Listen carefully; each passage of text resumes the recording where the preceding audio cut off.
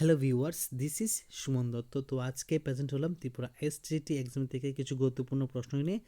তো এই প্রশ্নগুলো কিন্তু খুবই ইম্পর্টেন্ট, ঠিক আছে। এখানে আমরা 300+ এক কথা উত্তর নিয়ে আলোচনা করব, ঠিক আছে। টোটাল 300 না, 500+। ওকে, তো চলো দেরি না করে প্রথম প্রশ্ন পড়ি। বাজার কাঠামোর ধরন কি? অলিগোপলি, ঠিক আছে, অলিগোপলি। তারপর এখানে আছে কি? প্রোডাকশন পসিবিলিটি কার্ভ কি নির্দেশ করে? দুষ্প্রাপ্যতা ও পছন্দ কি? দুষ্প্রাপ্যতা ও পছন্দ। ওকে, ভোক্তার চাহিদা রেখা সাধারণত নিম্নমুখী হয়। কি হয়? নিম্নমুখী হয়। তারপর এখানে আছে বাজার ভারসাম্য মূল্য অথবা ইকুইলিব্রিয়াম প্রাইস চাহিদা ও যোগানের মিলনের মাধ্যমে নির্ধারিত হয়। তো বাজারে ভারসাম্য মূল্য বা ইকুইলিব্রিয়াম প্রাইস চাহিদা ও যোগানের মিলনের মাধ্যমে নির্ধারিত হয়, ঠিক আছে। তারপর আছে এখানে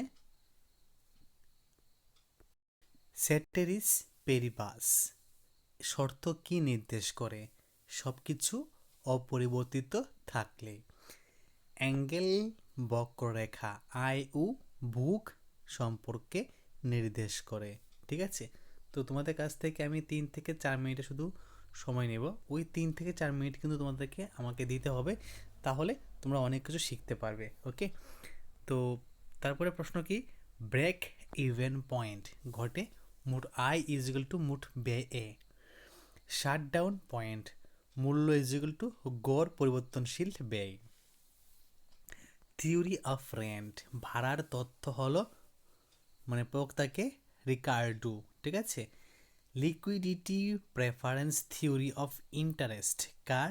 কেইনসের। Liquidity performance theory of interest কার? কেইনসের। মূল্য বৈষম্য বা প্রাইস ডিসক্রিমিনেশন ধারণাটি কার? পিগুর। পরশিকার গ ওকার অন্তস্তর। দীর্ঘমেয়াদী একচেটিয়া বাজারে মুনাফা টিকে থাকে। মানব মূলধন তার ধারণাটি কার? শুল্টজের, ঠিক আছে।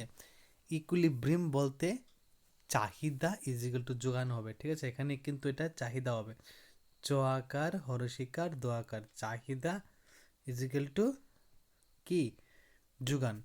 স্কারসিটি বলতে বোঝায় সীমিত সম্পদ, সীমিত সম্পদকে বোঝায় স্কারসিটি, ঠিক আছে। ল অফ ডাইমেনশনিং রিটার্নস কোন তথ্যের প্রবক্তা? উৎপাদন তথ্য। এক্সপেনশন পথ কি দেখায়? উৎপাদন বৃদ্ধির সর্বোত্তম উপায়। এক্সপেনশন পথ দেখায় উৎপাদন বৃদ্ধির সর্বোত্তম উপায়। ওকে, তো এই হলো তোমাদের আজকে সামনের তুলে ধরা ইকোনমিক্স থেকে কিছু গুরুত্বপূর্ণ প্রশ্ন।